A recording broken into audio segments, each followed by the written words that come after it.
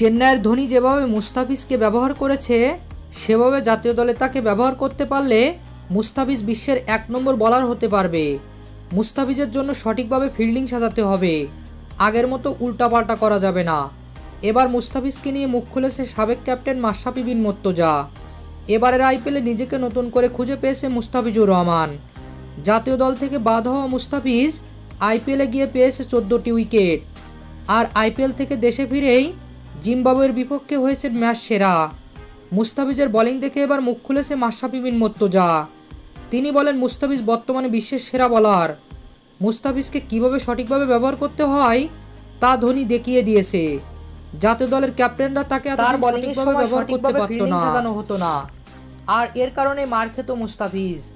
আইপিএলে ধোনির সাথে না খেলে চেন্নাইয়ের ধোনি যেভাবে মুস্তাফিজকে ব্যবহার করেছে, কেননা জাতীয় দলে তাকে ব্যবহার করতে পারলে মুস্তাফিজকে কাজে লাগাতে পারছে না, 1 নম্বর বোলার হতে পারবে। ফিজকে সঠিক ব্যবহার করতে পারলে সঠিকভাবে ফিল্ডিং সাজাতে হবে, সেরা বোলার আগের মতো উল্টাপাল্টা করা যাবে না, কারণ সে দারুণ বোলার। এবার মুস্তাফিজকে নিয়ে মুখ খুলেছে সাবেক ক্যাপ্টেন মাশরাফি বিন মুর্তজা। গত ম্যাচে সে ম্যাচ সেরা হয়ে আইপিএলে নিজেকে নতুন করে খুঁজে পেয়েছে মুস্তাফিজুর রহমান।